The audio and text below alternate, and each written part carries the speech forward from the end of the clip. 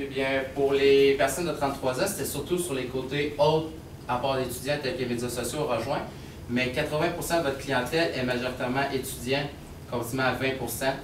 Donc, c'est pour ça qu'on a une stratégie qui sont fortement forcées sur les étudiants. Mais c'est sûr que la clientèle de 33 ans va être rejointe surtout pour le côté des médias sociaux. Exactement. Vous avez trois stratégies. Vous avez travaillé sur les médias sociaux, vous voulez faire un genre de magasin sur place, vous voulez aussi être dans les universités, faire une espèce de local. Vous en avez en choisir une seule là-dedans. À focuser, ce serait laquelle? Moi, si j'aurais une idée de publicité, ça serait les médias sociaux, car ça demande peu de coûts.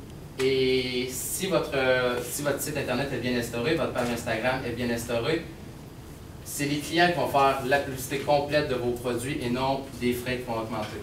Au-delà des coûts que ça me coûte, ce qui est important aussi, c'est le nombre de pâtisseries que je vais vendre.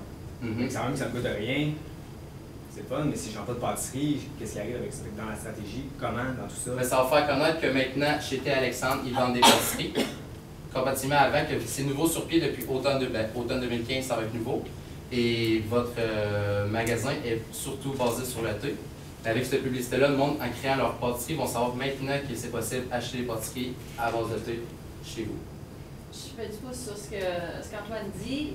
Au-delà de savoir, une fois que je dois savoir que je peux créer ma recette, je dois savoir que je peux prendre un selfie en boutique et je dois même savoir qu'il y a une boutique. Puis si vous voulez, en plus que le consommateur contribue, je dois créer de l'engagement.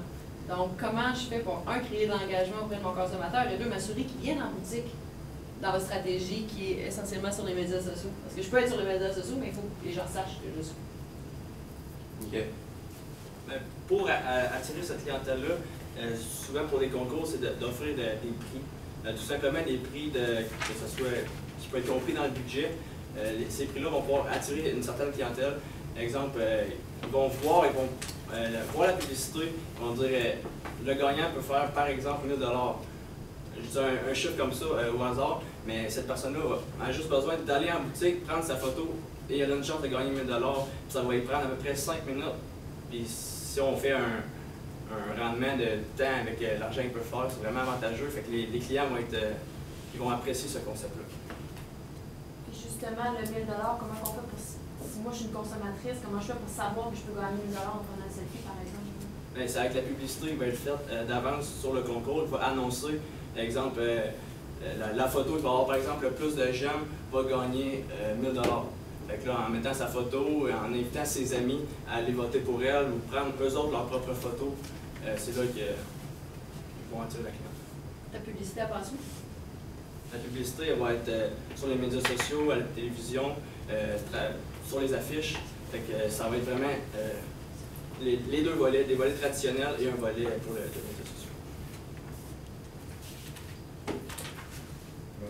C'est bon? Ouais. Merci beaucoup. Merci.